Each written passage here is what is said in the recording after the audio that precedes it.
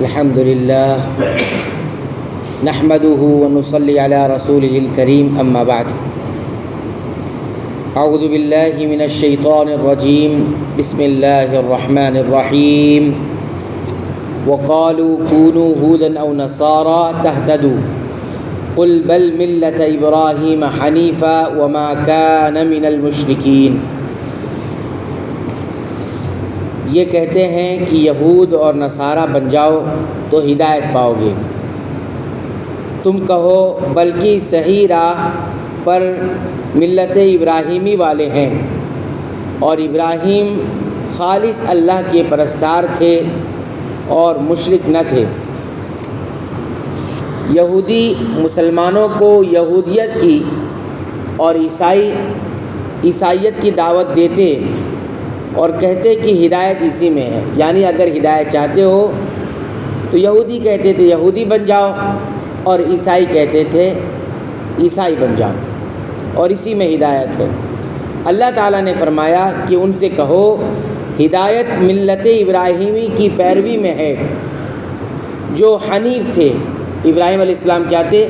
حنیف تھے۔ حنیف کا مطلب ہوتا ہے ایک اللہ کا پرستار بن جانا اور سب سے کٹ کر اسی کی عبادت کرنا، کسی اور کی طرف جھکنا نہیں، صرف اور صرف اللہ کا ہی پرستار اور اللہ ہی کی عبادت کرنے والے بن جانے کو کیا کہا جاتا ہے؟ حنیف کہا جاتا ہے، بالکل خالص۔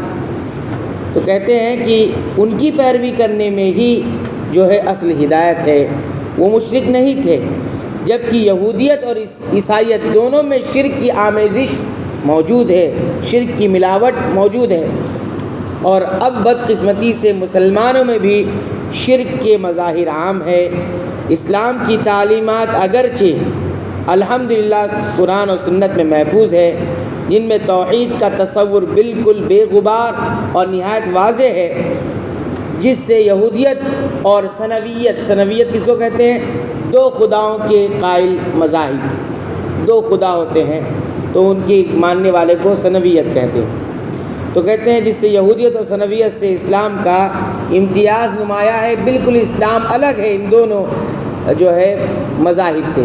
لیکن مسلمانوں کی ایک بہت بڑی تعداد کی اعمال عقائد میں جو مشرکانہ اقدار و تصورات آئے ہیں، اس نے اسلام کے امتیاز کو دنیا کی نظروں سے اوجھل کر دیا ہے، کیونکہ غیر مذاہب والوں کی دسترس براہ راست قرآن و حدیث تک تو نہیں ہو سکتی۔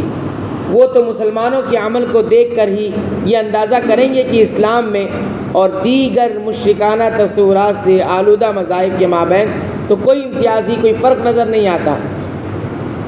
تو یہ بات ہے کہ جو دیگر مذاہب میں مشرکانہ عقیدے موجود تھے وہی آج مسلمانوں کے اندر آ گئے ہیں، جس سے غیر مذاہب والے کو یہ سمجھنے میں بہت دشواری ہوتی ہے، یا وہ سمجھ نہیں پاتے کہ دیگر مذہب میں جو چیز ہے وہی یہاں بھی نظر آ رہی ہے، تو فرق کچھ نظر نہیں آتا کہ اسلام میں کون سا ایسا عقیدہ ہے جو ان سے الگ ہے۔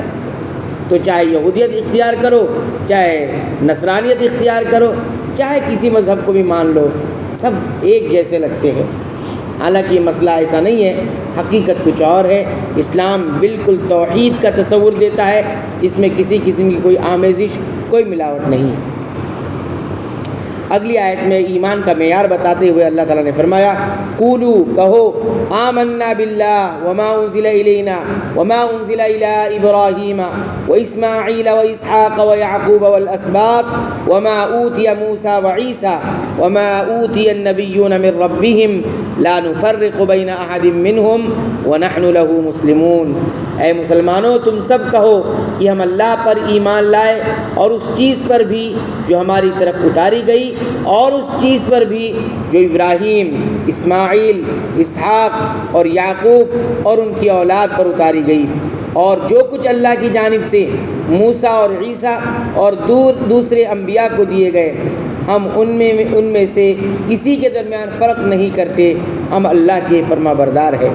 یعنی ایمان یہ ہے کہ تمام انبیاء علیہم السلام کو اللہ تعالیٰ کی طرف سے جو کچھ بھی ملا یا نازل ہوا، سب پر ایمان لایا جائے۔ کسی بھی کتاب یا رسول کا انکار نہ کیا جائے، کسی ایک کتاب یا نبی کو ماننا، کسی کو نہ ماننا، یہ انبیاء کے درمیان تفریق ہے جس کو جائز نہیں رکھا۔ البتہ عمل اب صرف قرآن کریم کے احکام پر ہوگا، پچھلی کتابوں میں لکھی ہوئی باتوں پر نہیں، کیونکہ ایک تو وہ اصلی حالت میں نہیں رہی، تحریف ہو گئی، بدل دیا گیا، دوسرے قرآن نے ان سب کو منسوخ بھی کر دیا ہے۔ ایمان سب پر لانا ہے، تمام انبیاء پر، ان پر نازل ہونے والی شریعت اور کتاب پر ایمان رکھنا ہے کہ یہ اپنے دور میں بالکل سچی تھی اور بالکل جو ہے صاف تھی، لیکن عمل اب جو کرنا ہے وہ قرآن حکیم اور سنت رسول اللہ صلی اللہ علیہ وسلم پر کرنا ہے، باقی کتابوں پر عمل اس لیے نہیں کرنا ہے، ایک تو وہ تحریف ہو گئی، بدل گئی، بعد کے لوگوں نے یا اس وقت کے لوگوں نے اسے بدل دیا، دوسرا یہ کہ قرآن آنے کے بعد اللہ نے پچھلی تمام شریعتوں کو منسوخ کر دیا کہ اب اس پر عمل نہیں ہوگا، عمل کس پر ہوگا؟ قرآن حکیم کے مطابق ہوگا، سنت رسول اللہ کے مطابق ہوگا۔ فَإِنْ آمَنُوا بِمِثْلِ مَا آمَنْتُمْ بِهِ فَقَدِ اهْتَدَوْا وَإِنْ تَوَلَّوْا فَإِنَّمَا هُمْ فِي شِقَاقٍ فَسَيَكْفِيكَهُمُ اللَّهُ وَهُوَ السَّمِيعُ الْعَلِيمُ، اگر وہ تم جیسا ایمان لائیں تو ہدایت پائیں، اور اگر منہ موڑے تو وہ صریح اختلاف میں ہے۔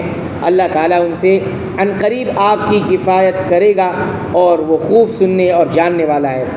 صحابہ کرام بھی اسی مذکورہ طریقے پر ایمان لائے تھے، اس لیے صحابہ کرام کی مثال دیتے ہوئے کہا جا رہا ہے کہ اگر وہ اسی طرح ایمان لائے جس طرح سے صحابہ کرام تم ایمان لائے ہو تو پھر یقیناً وہ ہدایت یافتہ ہو جائیں گے۔ اگر وہ ضد اور اختلاف میں منہ موڑیں گے تو گھبرانے کی ضرورت نہیں ہے، ان کی سازشیں آپ کا کچھ نہیں بگاڑ سکیں گی، کیونکہ اللہ تعالیٰ آپ کی کفایت کرنے والا ہے۔ چنانچہ چند سالوں میں ہی یہ وعدہ پورا ہوا اور بنو قینقاع، بنو نضیر کو جلا وطن کر دیا گیا اور بنو قریظہ قتل کر دیے گئے۔ تاریخی روایت میں ہے کہ حضرت عثمان کی شہادت کے وقت ایک مصحف عثمان رضی اللہ عنہ کی اپنی گود میں تھا، اور اس آیت کے جملے پر فَسَيَكْفِيكَهُمُ اللَّهُ ان کے خون کے چھینٹے گرے، بلکہ دھار بھی کہا جاتا ہے۔ یہ مصحف آج بھی ترکی میں موجود ہے۔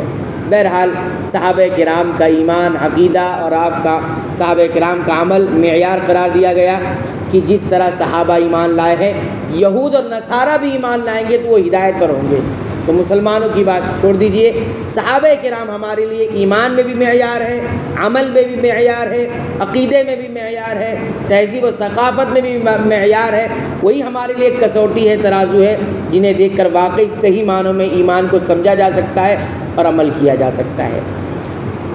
یہ آیتیں تھی 137 نمبر سورہ البقرہ کی۔ مزید آیتوں کا تفسیر اگلے درس میں کی جائے گی۔ اللہ تعالیٰ سے دعا ہے رب العالمین تو ہمیں قرآن حکیم کی پابندی سے تلاوت کی توفیق عطا فرما، اس کو سمجھ کر غور کر کے پڑھنے کی توفیق عطا فرما، اس کے مطابق اپنا عقیدہ، ایمان، اعمال، اخلاق بنانے سنوارنے کی توفیق عطا فرما۔